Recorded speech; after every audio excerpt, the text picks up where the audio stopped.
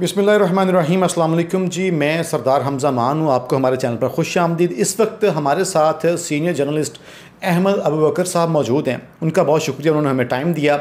अहमद भाई बेसिकली बहुत करीबी दोस्त हैं सीनियर एंकर पर्सन इमरान रियाज़ भाई के, और अहमद अबू बकर साहब डे वन से इमरान रियाज़ खान साहब के केस को देख रहे हैं। इसीलिए आज हम उनके पास आए हैं और उनसे नाज़रीन किराम हम जानते हैं कि अब तक की क्या डेवलपमेंट हैं। अहमद भाई से पूछते हैं कि अहमद भाई, चूँकि आप डे वन से इमरान भाई के केस को देख रहे हैं, तो हमारे नाज़रीन किराम को बताइए। हम नहीं समझते कि आपसे बेहतर को बता सकेगा कि अब तक की क्या डेवलपमेंट है, क्या पेशरफ्त हुई, क्या मामला हुए, क्योंकि बहुत सारे घटिया किस्म के थंबनेल जो हैं वो कुछ सहाफ़ी, कुछ एंकर्स, कुछ जर्नलिस्ट अपने अपने मंजन बेचने के लिए, अपने व्यूज़ लेने के लिए, अपने डॉलर कमाने के लिए इमरान भाई के वीडियो का जिक्र करके बहुत ख़तरनाक किस्म के, घटिया किस्म के थंबनेल भी लगा रहे हैं, और जो कि हकीकत से बरक्स हैं। तो प्लीज़ नाज़रीन किराम को कुछ बताएं, अब तक की अपडेट क्या है? सर, इस केस में अपडेट तो यही है कि अदालत जो है वो आज 13 दिन हो गए हैं, इमरान रियाज़ खान साहब को बाजियाब नहीं करा सकी। कई डेडलाइंस हो गई हैं इस केस में। पहले DPO सियालकोट को दी गई और उसके बाद फिर IG को दी गई। अब फिर जो लेटेस्ट उनकी जो हेयरिंग थी मंडे वाले दिन, उसमें IG साहब ने कहा था कि जी हमें इसका जो दायरा कार है उनको ढूंढने का, वो पंजाब भर में तो हमने चप्पा चप्पा थान मारा है, तमाम थाने देख मारे हैं हमने, और तमाम पुलिस हुकाम जो सूबे की हदूद में मौजूद हैं उनसे हमने पूरा छानबीन कर लिया, वो नहीं है यहाँ पे। तो अब अगर हम अदालत चाहती है कि अगर हम उसको मज़ीद ढूंढें, उनको कहाँ वो लापता हैं, तो उसके लिए ज़रूरी है कि इसका दायरा कार तफ्तीश का और तहकीक का जो है ये दीगर सूबों तक भी फैलाना पड़ेगा। तो उससे हम सब लोग जो अदालत में मौजूद थे और अदालत में जो उनके वकील थे इमरान रियाज़ खान साहब के, उनका एतराज़ था कि अगर आप इसका दायरा कार पूरे पाकिस्तान में ले जाएंगे तो फिर तो ये एक कंप्लीट मिसिंग पर्सन का केस बन जाएगा।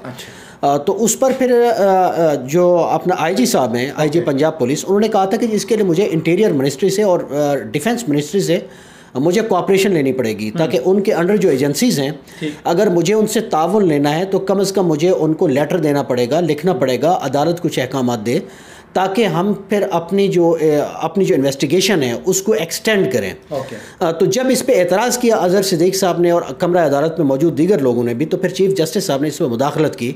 उन्होंने कहा कि जी मेरा प्राइम कंसर्न है इमरान रियाज़ खान साहब की जान, उनकी ज़िंदगी का तहफ़्फ़ुज़।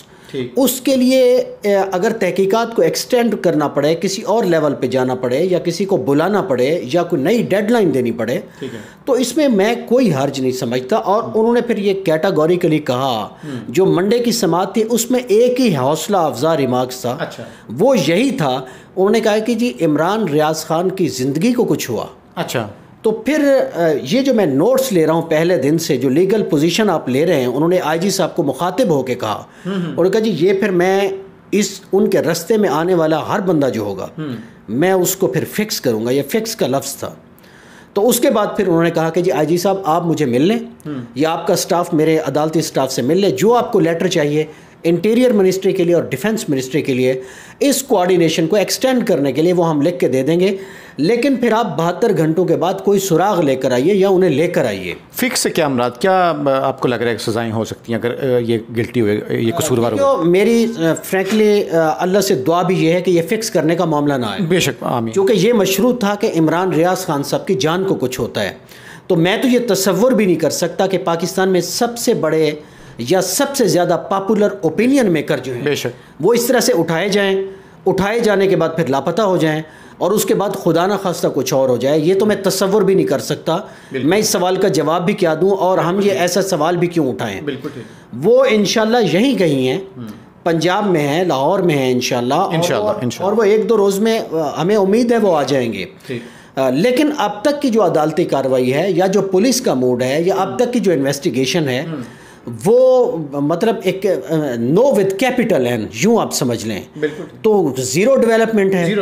अभी तक अदालत को चक्कर दिया जा रहा है, या मुअज़्ज़ज़ चीफ जस्टिस साहब जो हैं, मुझे ये कहते हुए बहुत हौसला करना पड़ रहा है, या उन्हें बीट किया जा रहा है, या उन्हें जानबूझकर चक्कर दिया जा रहा है, और अदालत भी गुडविल में या तो खामोश है, या फिर बहुत ज़्यादा रिस्ट्रेन और तहम्मुल का मुजाहरा कर रही है। اس سے زیادہ تو میں معزز عدالت کے بارے میں کچھ کہہ بھی نہیں سکتا، چونکہ صوبے کی سب سے بڑی عدالت ہے.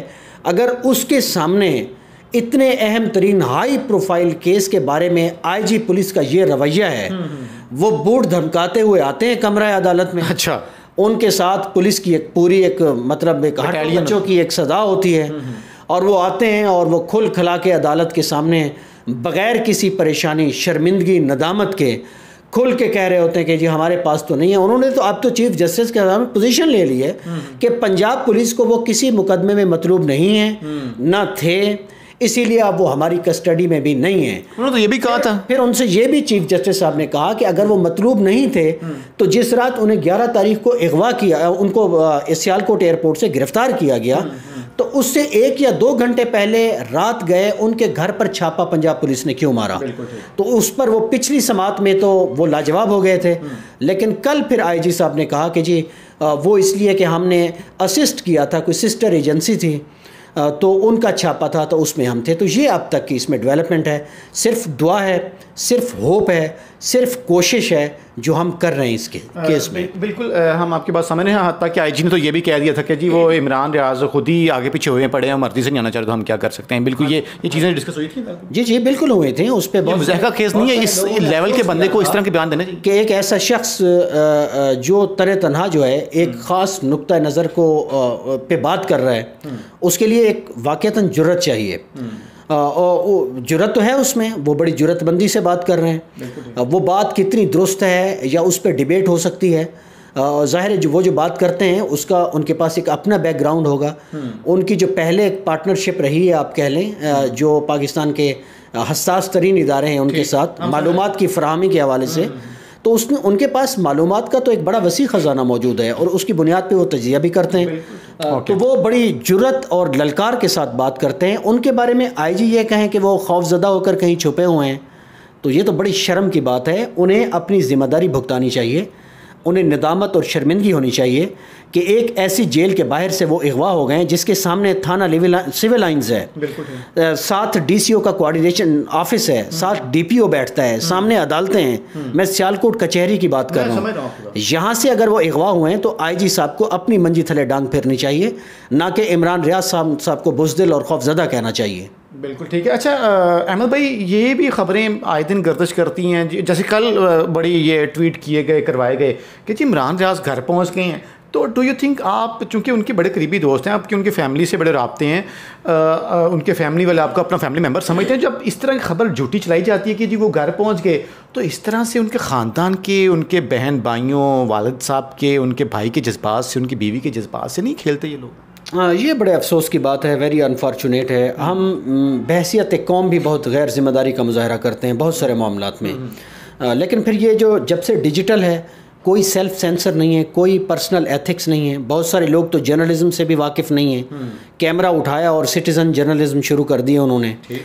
تو یہ ذمہ داری کا کام ہے، اس کو ذمہ داری سے ادا کریں، سنسنی مت پھیلائیں، اور کوئی بھی تھم نیل بناتے ہوئے، کوئی بھی ٹویٹ کرتے ہوئے یہ بات ذہن میں رکھیں کہ عمران ریاض خان صاحب کی بھی ایک فیملی ہے، ان کے بچے ہیں، ان کی وائف ہیں، ان کی ضعیف بزرگ والدہ ہیں، ان کے والد ہیں. تو کوئی بھی کام کرتے ہوئے ایکچولی ہم سب بھی پروفیشنل ہونے کے ساتھ ساتھ پہلے ہیومن بینگ بھی ہیں. ہمارے بھی کچھ رشتے ہیں، ہمارے بھی کچھ عزیز و اقارب ہیں. ہماری کوئی ذمہ داری بنتی ہے کہ ہم کوئی بھی بات کرتے ہوئے، کوئی تھم نیل بناتے ہوئے، کوئی خبر بریک کرتے ہوئے اس پہلو کو ہمیں رد نہیں کرنا چاہیے. بات کریں، خبر دیں، کچھ بھی لکھیں، ٹویٹ کریں، مگر ایک ذمہ داری کے ساتھ. بالکل ٹھیک ہے. احمد بھائی لاسٹ پہ یہ بتائیں کہ ایک بندے نے کہا جی کہ انہوں نے آج عمران ریاض صاحب کو یوٹیوبر کہہ کر مخاطب کیا.